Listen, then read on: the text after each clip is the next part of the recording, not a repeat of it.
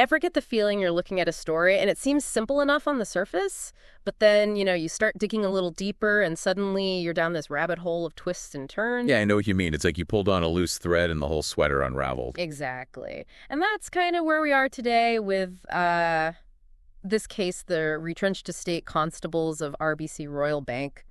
We're going to untangle it all.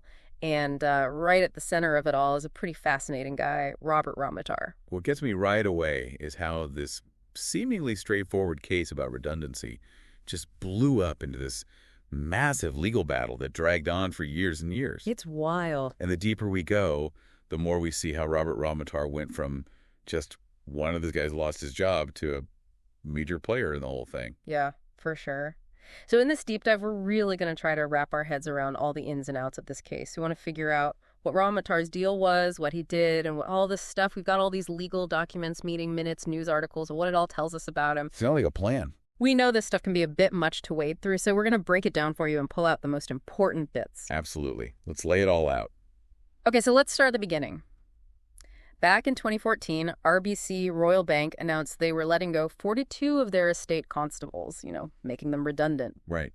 But here's the thing. The Court of Appeal later said that only 14 of those layoffs were actually done by the book, legally speaking. So right off the bat, there's this big question mark hanging over the whole case. It's like something that should have been straightforward got all tangled up right from the start. And that's a really important thing to remember when you're dealing with a big group grievance like this one. Clarity is key. Definitely. And these officers had their union, the Estate Police Association, or EPA, on their side. Right. And hired this industrial relations officer, Harrison Thompson, to handle their claims. Now, the officers were saying they were laid off unfairly, and they were also saying they were wrongfully dismissed. Oh. So this is where things start to get a little messy. Thompson, he went ahead and registered all 42 officers with the Ministry of Labor, even though only 14 of them had actually officially hired him for the redundancy part of their case. Interesting. By registering all 42 officers together, even those who hadn't specifically hired him for this particular issue, it kind of creates a false impression, right? It looks like there's this huge unified legal front, when in reality it's more complicated than that. Yeah, exactly. It raises all these questions about what Thompson was actually supposed to be doing and whether he was really representing what all the officers wanted. And there's more. When Thompson filed the paperwork with the ministry, he only listed it as retrenchment. He completely left out the wrongful dismissal part of the officer's complaint. Whoa, hold on. That's not just leaving something out. It's like changing the whole argument. Wrongful dismissal because of redundancy isn't just about losing your job. It's about whether they had the right to get rid of you in the first place and whether they did it the right way. That's a big deal in court. And by not putting it in the claim, they might have seriously weakened their case right from the get-go. That's exactly what I was thinking. Now let's talk about Robert RAMOUTAR. Okay. So he was one of the estate constables at RBC, so he was also laid off. But he becomes a really important figure in all of this because he was the main link between the EPA, specifically Thompson, and all the other officers. And this is what I find really interesting. You've got someone who's also been affected by all this, suddenly becoming this central figure. What did the sources say about why the other officers trusted him so much? It seems like it was because he was one of them. Yeah. He wasn't some outsider. He was going through the same thing. They were losing his job. So there was this sense of, we're all in this together. We can trust him. It's like that shared experience created a bond. Exactly. And he was close with Thompson, too, basically. His right-hand man in the group. Okay, so according to what we've found, RAMOUTAR really pushed the other officers to trust Thompson and go along with his legal plan, even when it seemed like that plan wasn't totally, on the up and up. He was even at some of these meetings where they were negotiating with the bank, but most of the officers didn't even know about them. Secret meetings. Seems like it. That's not good. So right from the beginning, you can see these cracks forming in the case. And it kind of sets the stage for this whole legal saga that just dragged on and on for a decade. It's a mess. Yeah. And it makes you wonder what RAMOUTAR really knew about what was going on. Did he understand the legal strategy? Did he have information that the others didn't? Or was he being fed misinformation too? His role in convincing everyone to trust a plan that might have been flawed from the beginning, that's a big piece of the puzzle. For sure. And then there's this other thing that's really weird. There's a second case. A second case? Yeah. We know about the first one, ST0615, but there's this other one, ST2217, also involving the EPA and RBC. And get this, it was decided by the same judges who heard the first case. No way. But why have we never heard about this other case? That's the thing, is like they were working on two separate files for the same incident, but they only ever talked about one of them. That's shady. Yeah.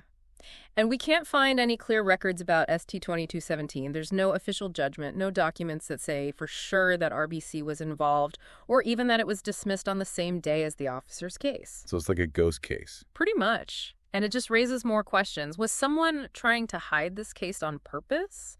And if so, why? It's all so suspicious. Especially when you remember that there's that lawyer who lied in court saying that ST-0615 had been dismissed, when really the tribunal had told everyone to go back and try to negotiate a settlement. Right. If they were willing to lie about one thing, it makes you wonder what else they were hiding. And this is where RAMOUTAR's role gets even more complicated. He was telling the officers that they were still fighting their original case, ST-0615, but at the same time he was pushing this other case, ST-2217, the one that no one knew about. Hold up. So he was telling them one thing and doing another. It looks that way. And the officers, they had no idea that the legal battle was being fought on two fronts. So they were basically in the dark about half of what was going on. That's not right. It gets worse. Our sources, they say that RAMOUTAR was actually repeating the same misleading information that messed up the whole case. He's being accused of basically feeding the officers lies, reassuring them based on things that just weren't true. And he was involved in all this secret planning behind the scenes without telling the rest of the group. Wow. If that's true, then RAMOUTAR was a big part of the problem. He was supposed to be looking out for them, but he was actually making things worse. And because he was one of them, they believed him. They trusted him. Yeah, I can see how that would happen. We even found this little detail in the court transcripts. They were questioning RAMOUTAR, and they asked him straight up if he'd seen a witness statement that said the bank was planning to outsource their security operations. He said, no, I didn't. And then they asked him if he'd heard anything about the bank downscaling, and he said, I can't recall, ma'am. So he's saying he didn't know anything about the bank's plans to get rid of their security team. That's what he said under oath. That's hard to believe. Right. It just makes you think about what he really knew and what he was choosing to remember. It's another piece to the puzzle that just doesn't fit. Okay, so let's talk about why someone would do all this. Why would they inflate the number of claimants from 14 to 42? That's a good question. One theory is that they were trying to make it look like a much bigger deal than it really was. Like trying to scare the bank? Maybe. If they could make it seem like a huge labor dispute, it might have given them more leverage in negotiations. It could have also been a way to justify hiring a fancy legal team, like Chancery Chambers. True. A bigger case means a bigger budget. And more attention. Right. The more people involved, the more likely it is to make headlines. And that kind of public pressure can be powerful. But you'd think someone would have noticed that the numbers were off. Did the union or the officers themselves not question it? You'd hope they would have. It seems like there was a serious lack of communication and oversight somewhere along the line. And then there's the fact that they focused on retrenchment instead of wrongful dismissal due to redundancy. That could have really hurt the officers who felt like they were laid off illegally or unfairly. It shifted the focus away from the real issue. Exactly. And then you've got all these procedural red flags and what look like ethical violations, secret negotiations, missing documents, this whole second case number, ST-2217, that was basically a copycat of the original case, but hidden from everyone. It's a textbook example of how not to handle a legal case. Oh, yeah. They didn't follow the rules, they weren't transparent, and it just makes you wonder if the officers ever had a fair shot. And this is where we come back to Robert RAMOUTAR, the peer who became a gatekeeper. What a title. Right. He used his position to influence the other officers to trust Thompson and the EPA's strategy, but he also controlled what information they got. He shared some updates, but kept others secret, especially anything that made the strategy look bad. He was the gatekeeper, the one who decided what information got through. It's scary how easily someone can gain that much control, especially when they're seen as one of your own. And there are even accusations that RAMOUTAR was involved in some shady financial dealings. Like what?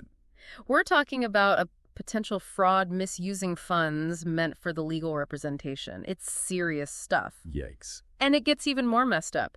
In some of the EPA meetings that were recorded, officers who spoke up and questioned RAMOUTAR's role or the legal strategy, they were shut down.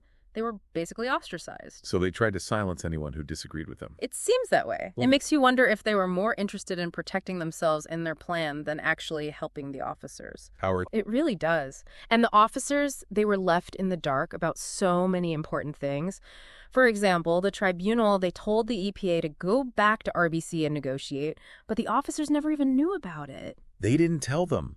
That's unbelievable. How can you negotiate on someone's behalf without even telling them what's going on? It's mind-boggling. And then the Attorney General got involved, and there were all these delays in the appeals process, so the officers were just stuck in limbo, not knowing what was happening.